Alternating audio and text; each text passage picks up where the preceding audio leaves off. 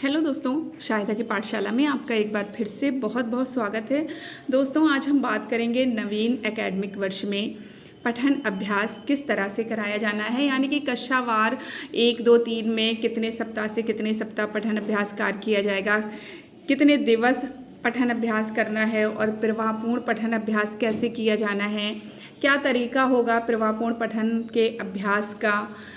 दोस्तों, इसके पहले हमने बात की थी भाषा के शिक्षण चक्र के बारे में और भाषा के शिक्षक संदर्शिका के बारे में, एनसीईआरटी आधारित हिंदी की पाठ्य पुस्तक पर कार्य की रणनीति के बारे में। अगर इन सब के बारे में आपको जानकारी चाहिए तो आप हमारे चैनल में ये वीडियो अपलोड हैं, आप जाकर देख लीजिएगा।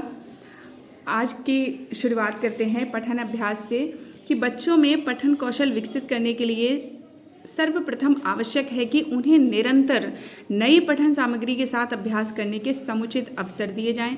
इस एकेडमिक वर्ष में दोस्तों कक्षा 1, 2 और 3 की कार्य पुस्तिका के भाग 2, कार्य पुस्तिका के दोस्तों 2 भाग हैं, आपको ये ध्यान रखना है, भाग 1 और भाग 2।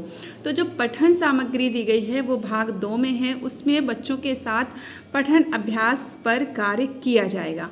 कक्षा 1 में पठन अभ्यास सप्ताह 9 से 14 तक दिया गया है और कक्षा 2 में सप्ताह 1 से 14 तक, यानी कि कक्षा 1 में पठन अभ्यास है वो 9वें सप्ताह से चलेगा और कक्षा 2 में प्रथम सप्ताह से ही पठन अभ्यास पर कार्य किया जाना है एवं कक्षा 3 में सप्ताह 1 से 8 तक दिया गया है। इन सप्ताहों में प्रति सप्ताह 2 पठन अभ्यास दिए गए हैं, यानी कि प्रत्येक सप्ताह आपको 2 पठन अभ्यास कराए जाने हैं।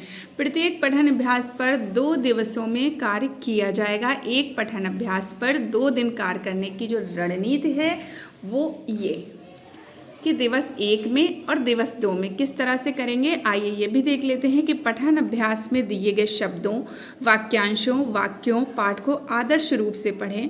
इस दौरान सभी बच्चों को उंगली रखते हुए अनुसरण करने को कहें। बच्चों की जोड़ियों, समूहों में शब्दों, वाक्यांशों, वाक्यों, पाठ को बारी बारी से पढ़ने को कहें। आप कक्षा में घूम घूम कर अवलोकन करें, उनकी आवश्यकता अनुसार सहायता करें। पठन के अंत में कुछ शब्दों पर रुककर बातचीत करें, जैसे इन शब्दों को उन्होंने कहाँ, कब सुना है, इस तरह की बातचीत करनी है। ये कार्य करना है दिवस 1 में और दिवस 2 में। पिछले दिन के पठन अभ्यास में दिए गए शब्दों, वाक्यांशों, वाक्यों, पाठ को आदर्श रूप से दोबारा पढ़ें। बच्चों को स्वतंत्र रूप से पठन अभ्यास पढ़ने को कहें। कुछ बच्चों को सबके सामने पाठ पढ़कर सुनाने का कहें, बाकी बच्चों को उंगली रखकर अनुसरण करने को कहें। इस दौरान आप बच्चों के पास जाकर उनके पठन अभ्यास का अवलोकन करें। अंत में आप पाठ पर संक्षिप्त चर्चा करके समेकन करें। ये है सप्ताहवार किस तरह से हमें पठन का अभ्यास कराया जाना है। लेकिन दोस्तों, अब बात आती है अगर प्रवाहपूर्ण पठन अभ्यास की, तो हमें क्या करना होगा। प्रवाहपूर्ण पठन बहुत आवश्यक है बच्चों के लिए। बच्चे मिला कर तो पढ़ लेते हैं, लेकिन जो प्रवाह होना चाहिए बच्चों में उसकी हमें प्रैक्टिस कराना होगी, उसका अभ्यास कराना होगा। तो इसके लिए शब्दों को सटीकता और प्रवाह के साथ पढ़ पाना प्रवाहपूर्ण पठन कहलाता है। डिकोडिंग के आधारभूत कौशल प्राप्त कर लेने के बाद बच्चों को प्रवाह में पढ़ने के भरपूर मौके मिलने चाहिए। इसको ध्यान में रखकर कक्षा 2 और 3 की कार्य पुस्तिका के भाग 2 में बच्चों के स्तर के छोटे छोटे पाठ बनाए गए हैं। अब यही जो छोटे छोटे पाठ हैं ये कार्य पुस्तिका के भाग 2 में मौजूद हैं। उससे बच्चों की प्रवाह दर को जानने के लिए ज़रूरी है कि शिक्षक ये जान सकें कि बच्चा प्रति मिनट कितने शब्द सही पढ़ पाता है। प्रवाहपूर्ण पठन अभ्यास पर कार्य कक्षा 2 में सप्ताह 14 से 25 और कक्षा 3 में 8 से 25 तक किया जाएगा। इस पे आप ध्यान दें कि जैसे इसमें था कक्षा 2 में सप्ताह 1 से 14 तक पठन अभ्यास है, फिर इसी में देखें कि ये 14 से 25 तक प्रवाहपूर्ण पठन अभ्यास है। इसी तरह से कक्षा 3 में सप्ताह 1 से 8 तक के पठन अभ्यास है, तो 8 से 25 सप्ताह तक प्रवाहपूर्ण पठन अभ्यास है। उम्मीद करती हूँ आप लोगों को अच्छे से समझ आ गया होगा। प्रवाहपूर्ण पठन अभ्यास पर कार्य करने की रणनीति निम्नलिखित है। आइए देख लेते हैं किस तरह से इसकी हमें रणनीति बनाना है और कैसे कार्य करेंगे। तो दोस्तों, सर्वप्रथम मोबाइल में 1 मिनट का टाइमर लगाकर अपने पास मोबाइल, पेंसिल, रबड़ और कार्य पुस्तिका की एक प्रति रख लें। बच्चों को अपनी प्रति से उस सप्ताह के पाठ में से किसी एक पाठ को इंगित करते हुए पढ़ने को कहें।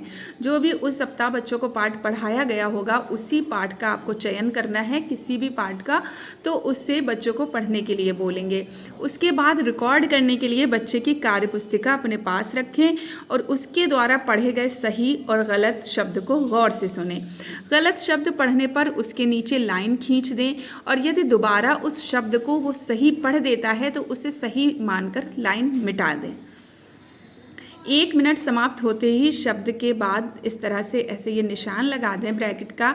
इस निशान तक सही पढ़े गए शब्दों को गिनकर बॉक्स में लिखें। फिर दूसरे बच्चे को बुलाएं और यही प्रक्रिया उसके साथ दोहराएं। ये था हमारा तरीका कि प्रभावपूर्ण पठन के अभ्यास का। इस तरह से हमें प्रत्येक बच्चे के साथ किया जाना है। साथ ही बच्चों के स्तर के किसी एक बॉक्स में निम्नलिखित मापदंड के अनुसार टिक का निशान लगाएं। यानी कि जैसे स्तर आपको बना लेना है, 4 तरह के पहले स्तर पे एक भी शब्द सही नहीं पढ़ा गया या अधिकतम 5 शब्द ही पढ़े गए, इसको हम लेवल 1 पे रख देंगे। दूसरा स्तर है वर्ण अक्षरों को जोड़ जोड़कर शब्द पढ़े गए। तीसरा शब्द दर शब्द पढ़ा गया हो और वाक्यों पर ध्यान नहीं दिया गया हो। बच्चों को कुछ इस तरह के बच्चे होंगे जो स्तर 4 पे रखना है, वाक्यों को वाक्य की तरह पढ़ा गया। तो इस तरह से प्रभावपूर्ण पठन अभ्यास पर कार्य करने की विस्तृत रणनीति शिक्षक संदर्शिका कक्षा 2 में पृष्ठ 177 पर और कक्षा 3 में पृष्ठ 175 से 76 पर भी आप देख सकते हैं। दोस्तों, हमारी जानकारी आपको कैसी लगी ज़रूर बताइएगा। ज़्यादा से ज़्यादा अपने शिक्षक साथियों को शेयर कीजिएगा और नेक्स्ट वीडियो पे हम बात करेंगे आकलन पे।